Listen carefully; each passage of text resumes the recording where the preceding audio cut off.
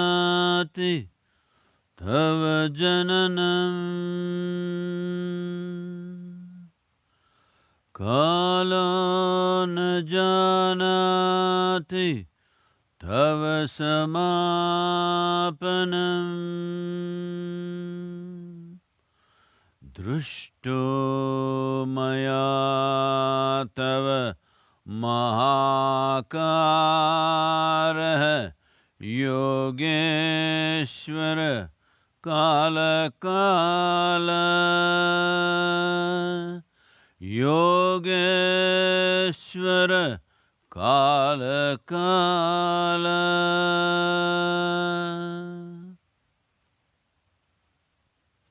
Namaskaram. Namaskaram to all of you. In a long time, I'm having a group of people in front of me. I've been only seeing microorganisms. You're the first big organisms I'm seeing in a long time. Namaskaram to all of you, wherever you are. Here we are in Los Angeles. Well, Pacific time, 5:30 in the morning. Wonderful to see a tennis court full of people maintaining social distance except these two. I get you, already infected, so it's okay.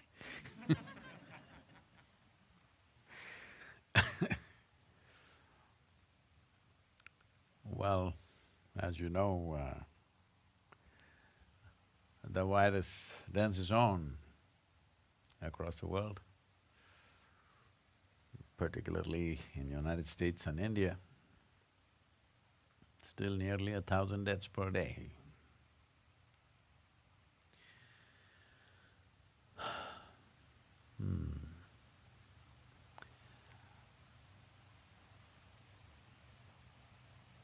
Many places,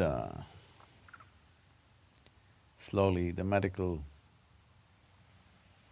infrastructure is getting overwhelmed. Many parts of the world, including India. And above all, the medical personnel of doctors and nurses and others, after nearly 6 months, they're just exhausted of what is demanded of them. I know many doctors in India had not gone home for up to 2 months, because if they went home, in the apartment buildings, other people are protesting, you're bringing this stuff into the housing and also the risk of their own families getting it. So they've been staying in hotel rooms and going to hospital. It's been a very hard time for people who are on the front line. And common people, all of us, if we don't cooperate and see that the number of people infected is minimal, if we don't do that, I don't know when they'll throw their hands up and say, manage yourself a little bit because it's becoming too much for many of them, endlessly fighting this. About 140 doctors had died about a month ago in India, being overexposed to the virus. So, these are times which are really testing how conscious and how responsible we can be, because we are the carriers, not some other organism. If it was some other organism, we would talk about how to exterminate that organism, how to poison them, how to chemically bomb them, do something. But it's us who are the carriers. So, it's a nice challenge.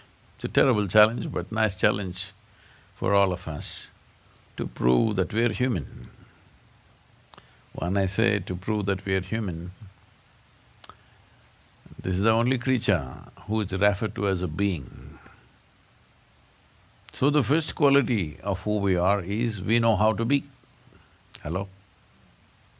You agree with me? Yes. You know how to be? Yes. Wonderful.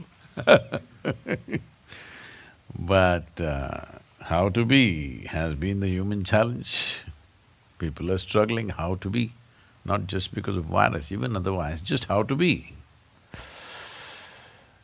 Everybody was complaining, a whole lot of people, at least not everyone, uh, about how they have loved ones at home and every day they have to leave them and go to that stupid office and endure that boss and the work. Now suddenly they're home, now mental pandemic is rising. What happened, the home sweet home business? So the problem is most human beings do not know how to be. Wherever you put them, there is struggle. In the workplace struggle, home struggle, on the street struggle, everywhere struggle. Because the struggle is within the human being. Situations come and go, all kinds. Compared to the type of situations other generations of people have faced, this is really nothing if you ask me. Hello? No? We were not there when World War II happened. We were not there when the asteroid hit United North America. Hello? Just a virus. You shouldn't sneeze in anybody's face. Simple. Hello? Just maintain some distance. How difficult it is. And the statistics say, some of the studies are showing, 70% of the people who get infected, they are not giving it even to one more person, it's stopping with them. But 10% of the people are giving it to 90% of the infections are because of them. So this is a great mark sheet for human beings, that 70% of the people are responsible people. Wonderful, isn't it? But these 10% superstars, no, they're super spreaders. Oh, we are not able to teach anything to them. So that's where we are. And as other aspects of life take over, well, in America it's the election, in India it's the economy, in another place it's something else, as it takes over, the virus news is slowly moving to the background like it did with so many other ailments. You know, I don't know how many million people have died of tuberculosis in the last century, how many million have died of malaria in the last century, or in recent times, dengue, chikungunya, bird flu, swine flu, whatever, and the regular influenza in America. We kind of accepted death. But the important thing is, they came up with some kind of a treatment protocol. I think that's what is the most important thing, responsible behavior, and in case we get infected, there is an effective treatment protocol. This is what needs to happen. But of course, everybody is looking for a magic wand called vaccine, that we do it and everything will be fine. No, that's not how it's going to work. Because this is a kind of thing that can endure. It's not like flu, it's just passing. This is a kind of thing that can endure. You can take a vaccine today and 2 months later, anyway you may get the infection once again. It's very much possible 2 or 3 months later. So, well, if they come up with a magic wand solution, it's fantastic. But by the time the magic wand touches all the human beings on the planet, there could be a whole new cycle going on. So, the magic wand is responsible behavior, conscious behavior. And all of you looking so pretty with this. How much money you must be saving on the makeup, lipstick, this, that, the works, I'm sure economy, personal economy is improving and companies may be suffering. Those of you who were never smiling, this is a good thing.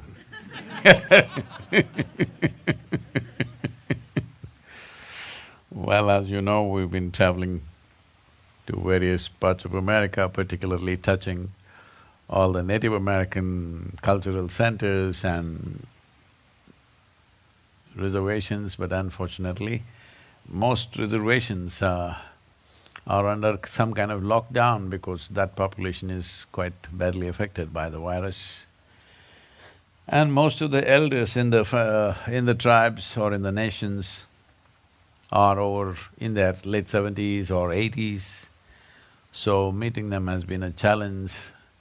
So even there we are going on Zoom calls and Google Hangouts and not really physically meeting them. It's unfortunate though, we are going to those places, we're not able to meet most people that we should have met.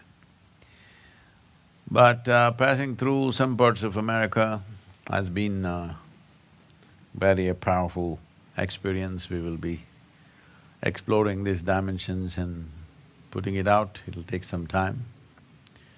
But I was at the Bryce National Park. How many of you been to Bryce and Zion? Oh, no. These are must-see. This is a super tremendous phenomena, natural phenomena, but incredible.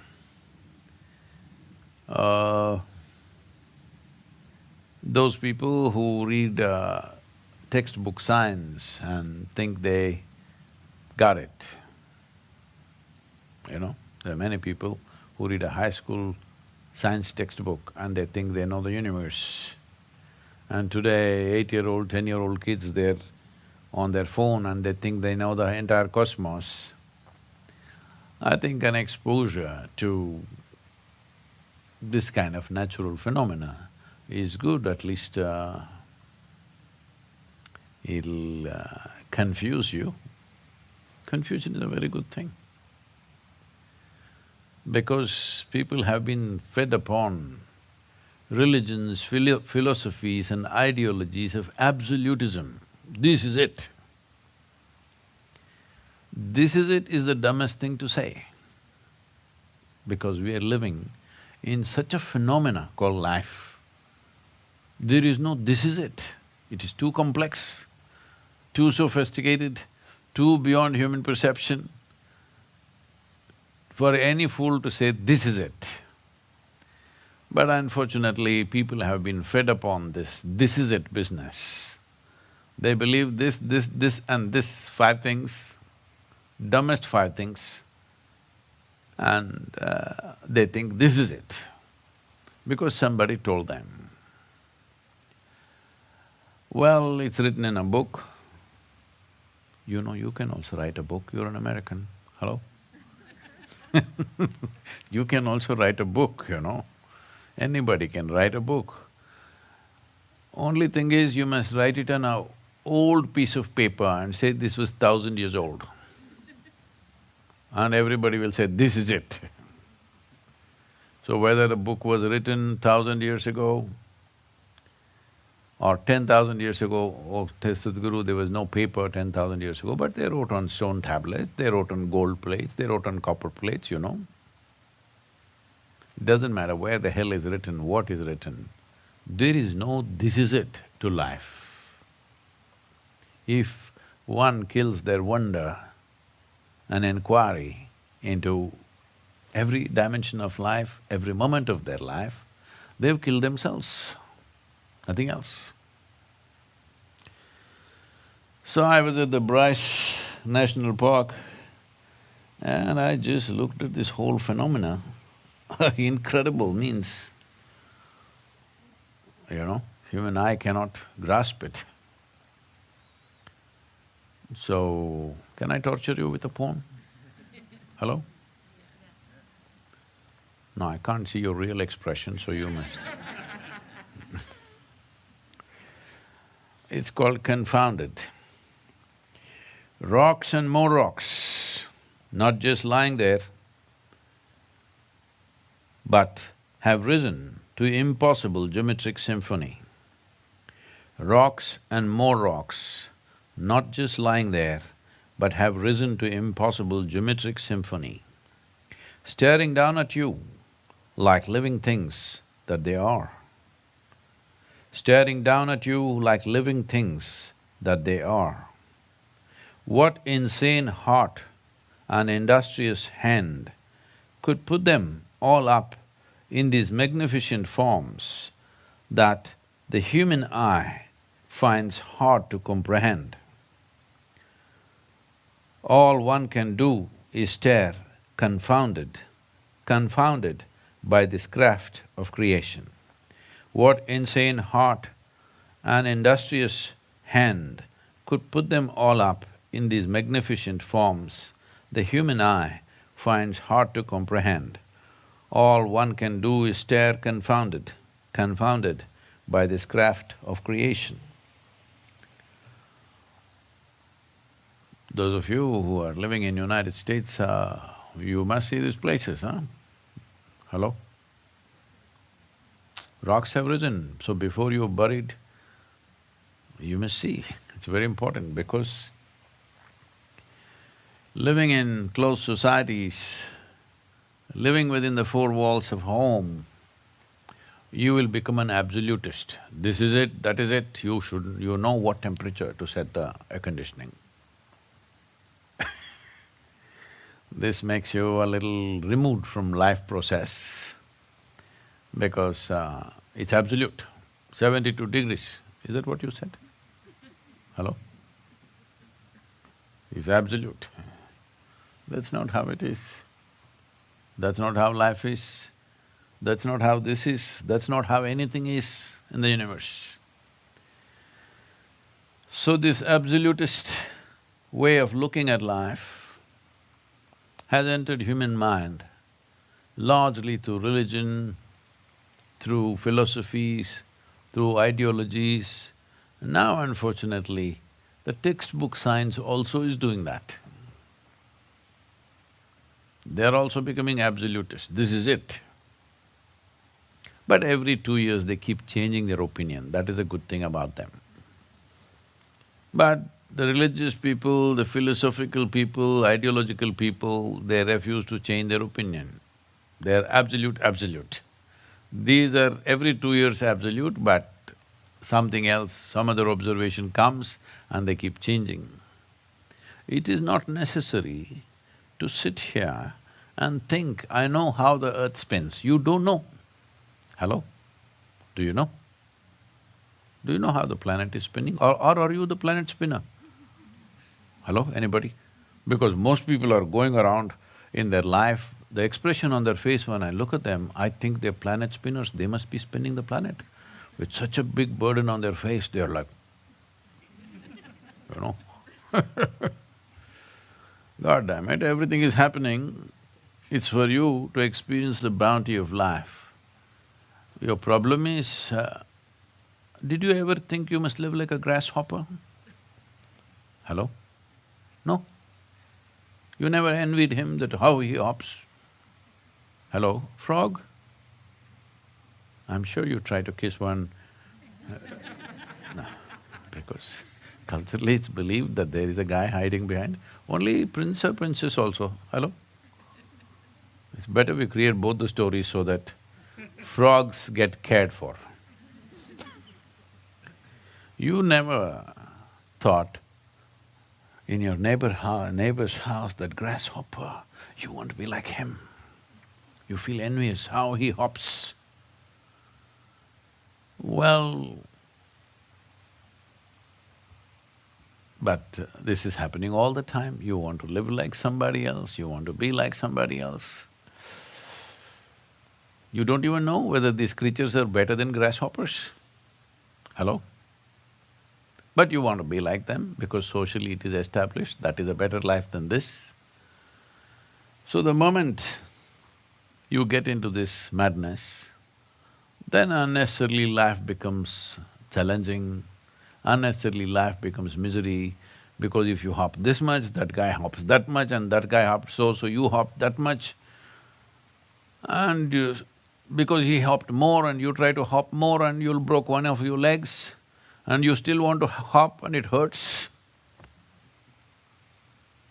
No. Grasshoppers hop, earthworms crawl, frog croak, croak, croak. They're all doing what they can do best. They're not trying to be like somebody else. What's your problem? The moment you get into this madness, wanting to be like somebody else, this wanting to be like somebody else is not your idea, it is set in the society.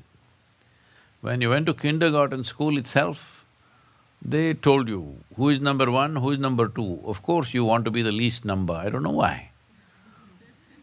There used to be 35 people in my class. I always thought 35 is a good number, the best number in the classroom. But everybody was trying to be the least number, I don't know why. I never understood why. Hello? Which is a bigger number, 35 or 1? Have I understood the numerical system wrongly? 35 is a bigger number than 1, isn't it? But everybody wants to be 1 because they want to sit on somebody else's head. Sitting on somebody else's head is not a comfortable seat, believe me. Huh? Hello? Try to sit on somebody else's head, they will do everything possible to make your life miserable. You tried in the family or in the office or somewhere, hello? They will do everything possible to make your life miserable. And they will succeed. And they should. If you sit on my head, what will I do? Yes or no? Even me, I'm saying. So this is going on endlessly, so people think life is very complex, so much problem, virus. See, when the virus came in the very beginning, lot of people reacted to what I said, of course. There are social media champions who are absolute opinions about everything, all right? I said, this has come, there are only two things as far as I'm concerned. Well, economy is going to be hit, I said then only, they said, no, no, in 3 weeks lockdown, after that we'll be normal in India. I said, 3 weeks, no, it's going to run for some time. How long? Depends on how responsible we are. But the important thing is, ensure that you don't die. You don't get infected.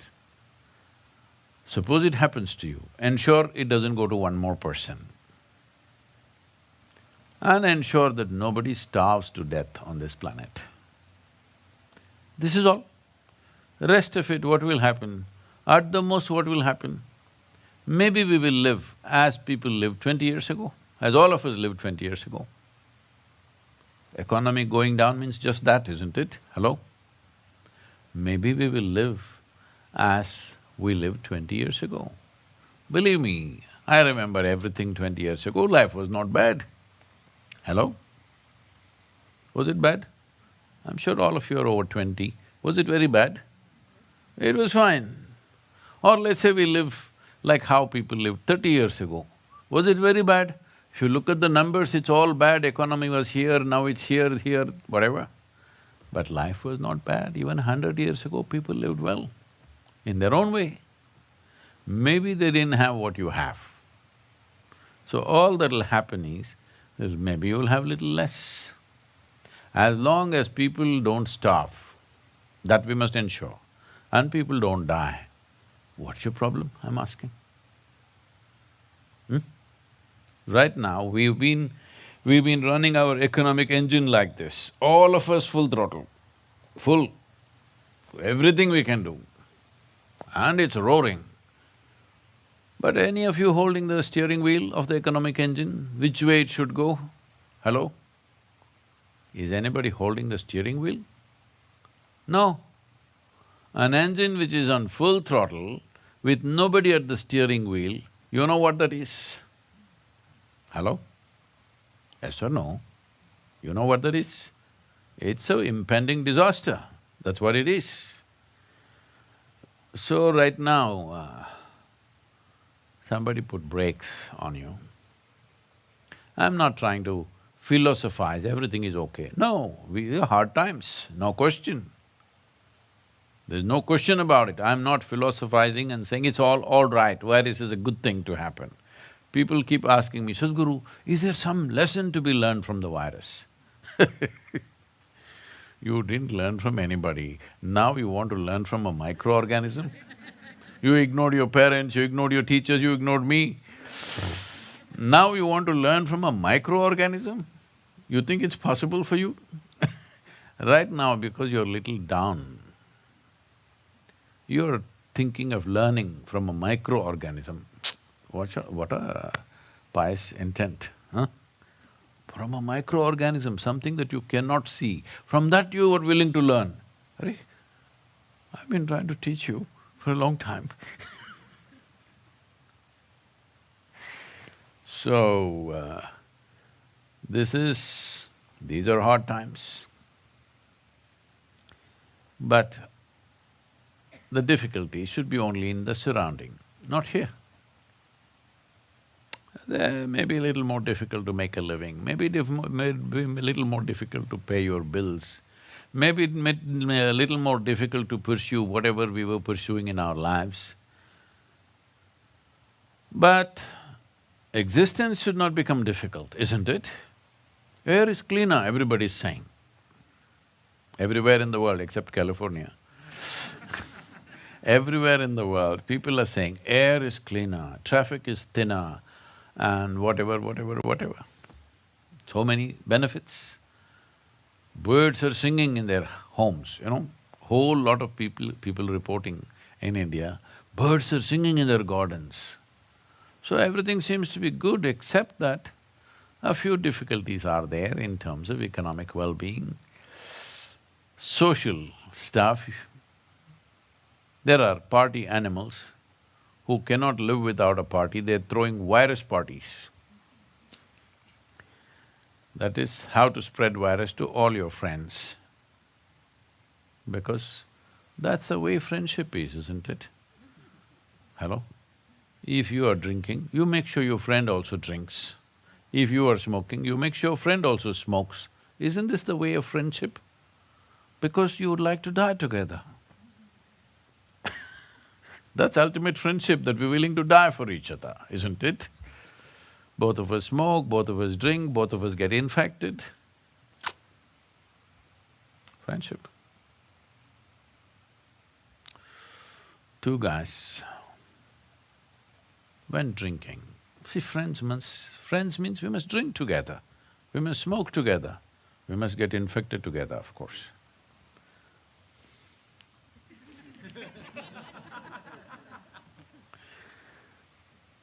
So two guys went drinking in a bar, and after some time, one falls off the bar stool and lies motionless on the ground, on the floor. The other friend looks at him and tells the barkeeper, "The best thing about my friend Fred is, he really knows when to stop." Okay? So, unfortunately, this has been our understanding of friendship. If I'm drinking, I must make sure my friend must drink. If I'm smoking, I must make sure my friend must smoke. If I'm infected, he must get it too, and it's happening. So for some time, you need to be like a spiritual seeker.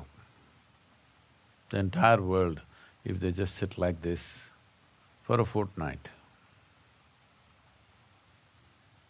Scientists are saying, not me, that virus will be gone. Whole human population, if they knew how to be, and all, from this moment onwards, we all simply sat like this for one fortnight. Virus is gone. But what to do? Human creatures, not human beings, were as compulsive as any other creature, and far more compulsive than most creatures actually. Doing things compulsively, and it's become such a big challenge. What should have passed off as a simple thing has become such a big challenge because of our compulsive behavior. So the entire process of what we do and do not do now has come to question. That part of it is actually good for humanity. Only problem is, over 1 million people have died unfortunately. And above all, people have lost their loved ones. Not only that, when somebody near to you or dear to you is dying, you're not able to go there and tend to them. Or they're dead, still you're not able to go there. The administration or the government is doing the cremations and burials, which is very painful for anybody. These are the unfortunate realities. If you leave those things, rest of it, oh yes, there is struggle, but at least nobody is bombing your home, nobody is coming and cutting off your head, which was happening right through history of humanity. Hello? Isn't it so? Right through history of humanity, what is your history book marked with? This battle, that war, this bomb, this, that. Hello? So this is how we've been, unfortunately. This is how we've been. But fortunately, right now in 21st century, at least in most parts of the world, still in some parts of the world it's happening, at least in most parts of the world, nobody is coming to kill you. Most parts of the world. Yes, there is crime, yes, there is war, but still I want you to know, this is the safest period that humanity is experiencing right now compared to how human beings have lived in the past. Yes or no? I know you're masked, but you can speak, huh?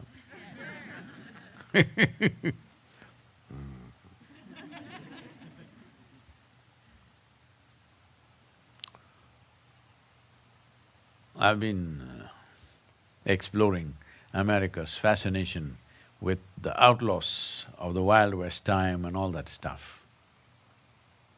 They all look like you. Same expression. The hand had an instrument, but you're hands-free, I don't know what you'll shoot with, but they all look like you. You can't make out now who is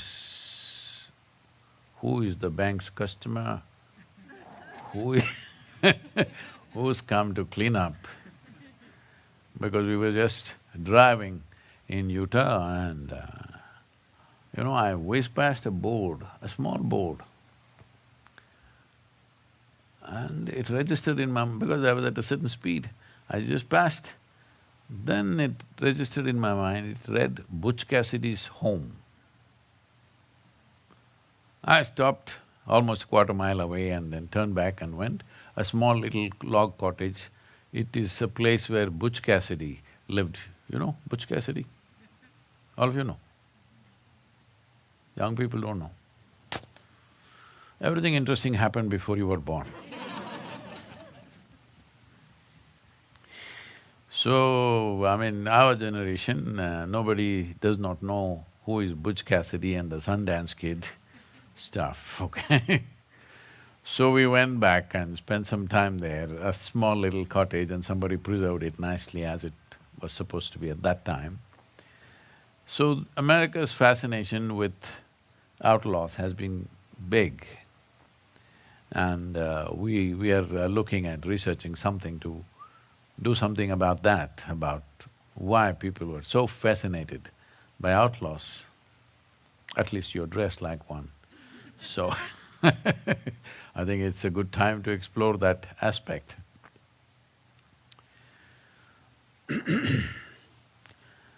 What are we prepared for? What are we not prepared for? What is it that human beings have been doing? If you look at this, there are many, many things.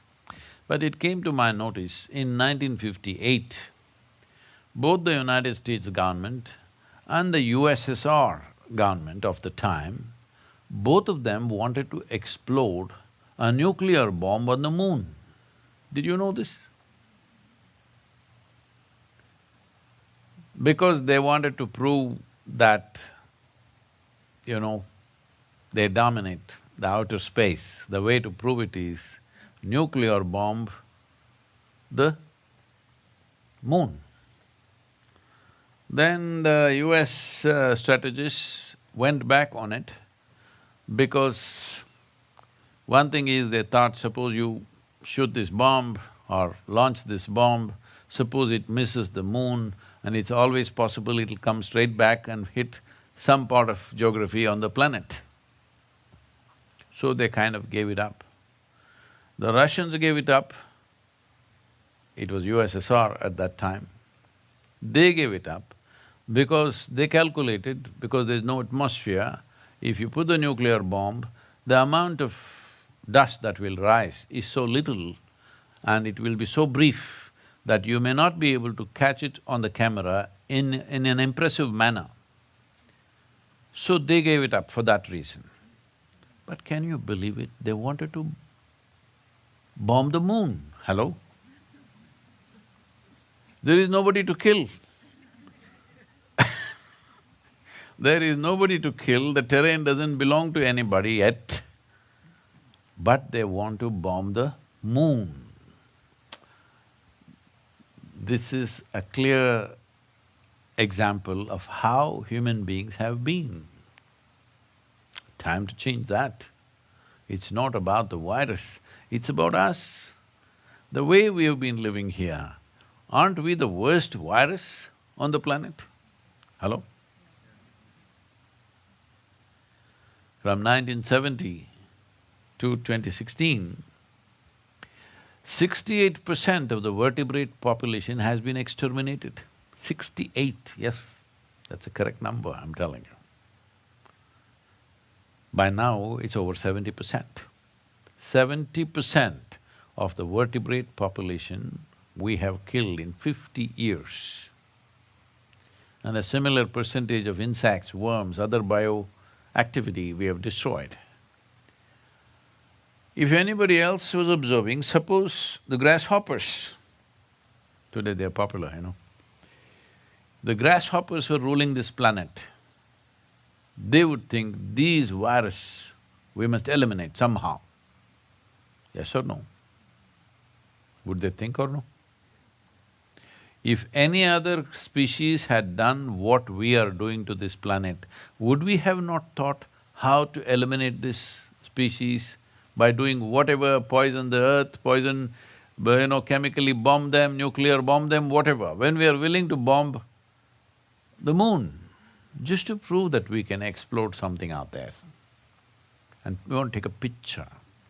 How many things you're doing to take a selfie, people are falling off the bridges, people are getting run over by trains, hello? To take a picture, to prove a point. All this is because a human being doesn't know how to be, he has to do. If we were other creatures, we had brains only to do what is needed for us, that would have been good. See, even now, if you take away half your brain, you will be quite a safe creature. With a full brain, if you do not know how to be, then this full brain is a serious problem. When you have a full-grown brain, you must know how to be, otherwise this is a dangerous instrument. Without knowing how to be, without being conscious, the consequences are terrible. It's just accept us, everybody else knows. If 70% of our population had died because of this virus, we clearly know that this is a terrible tragedy, isn't it? You think the other creatures do not know this about us? Hello? You think they do not know? They know. Some few days ago, very cute of human beings, that they fixed the International Animal Day. I don't know what that's supposed to mean, maybe they had 10 different types of animals on their table. I mean to say, in the plates, you know. I don't know what World Animal Day means. But then I just looked up and saw, every day we're killing 200 million animals on the planet in the name of nourishment. Many, many millions of fish and other aquatic life.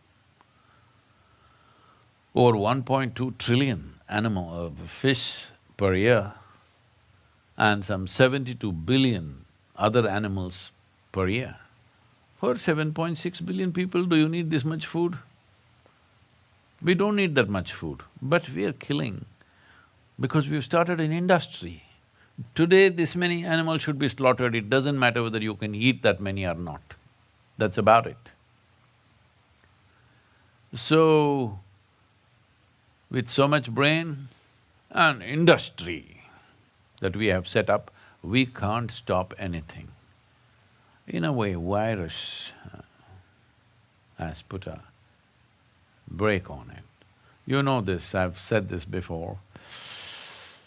At some time ago in United Kingdom and Europe, mad cow disease happened. You remember this one?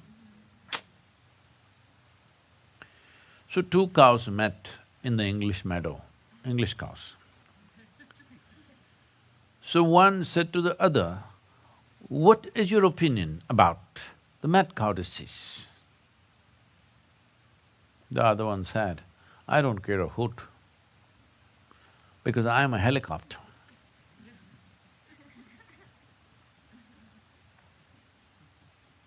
Well, we have forgotten we are human beings, that's the whole problem. We've forgotten we are life, and our life is enmeshed with everything else. Sadhguru, we came for a spiritual morning, you're giving us environmental talk. No, I'm talking spirituality. Because spiritual process means you broke the boundaries of your physical self. Once you break the boundaries of your physical self, just everything is you. This is not environment. This is what I noticed is very significant about the Native American people. Right now, environment, ecological concerns are in the textbook, in a school or a university. But these are people who lived with environment in their hearts. That's what needs to happen. That our sense of environment and ecological concern has to live in our hearts, not in a textbook. It will only happen if you pay attention to life. The day we made the mistake of starting these schools, they're all closed, I'm very happy, children must be happy. It never happened during my time, you know. I remember, the President of India died when I was in sixth standard, I think, yes. So we went to the school. See, the best thing is when you go to the school and then they declare a holiday. Before that, if they declare, home agenda will be there, parents have their own agenda. You went to the school and then they declared holiday, then you have a free day. So they declared holiday because that morning he had died, that day and the next day, 2 days, President of India died. So we were having a good time and we sat down and we were calculating, suppose the Prime Minister dies, how much we'll get? Suppose the Chief Minister dies, how many days we'll get? Suppose they all die on consecutive days, what will happen to us? How free will we become? I'm saying we were just, maybe I was… maybe I was 10 years of age and we were thinking how if all these people die, not on the same day but holiday, they will declare for us. And especially if they die in the morning, it's good, we go to school and then they declare holiday, we go to school and then they declare holiday. So we only have to go back by evening home, we have lunch box, we're equipped for the day, you know. So today's children, 2020 children who are going to school are having a good time, I believe, but I hear many are suffering, that also. So this whole schooling system has put this into our mind, that everything is a hierarchy, everything is 1, 2, 3, 4, everything is absolute. Education was supposed to open up deeper horizons of life. But unfortunately, it's become absolutism, just like religion. This is it, this is it, this is it. That's the way it's being delivered. Even science is being delivered like that. It is no more an exploration. Everything is made absolute. So in this process, everybody starts imitating everybody else, the whole social behavior in terms of learning, in terms of perception, in terms of judgment, everybody reacts the same way. Many should be happy that they are home, but no, because you're supposed to be unhappy. When there is a pandemic, are you supposed to be happy? Hello? People say, Sadhguru, what, no problem for you, life is good for you, you're on the motorcycle.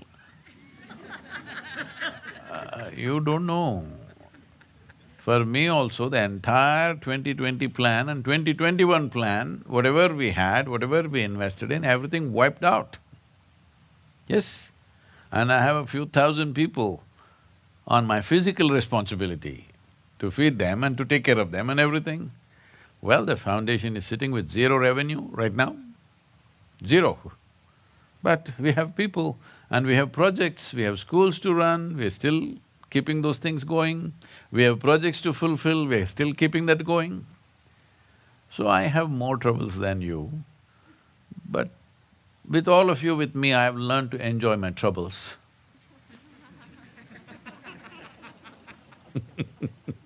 Just being mean, it's okay.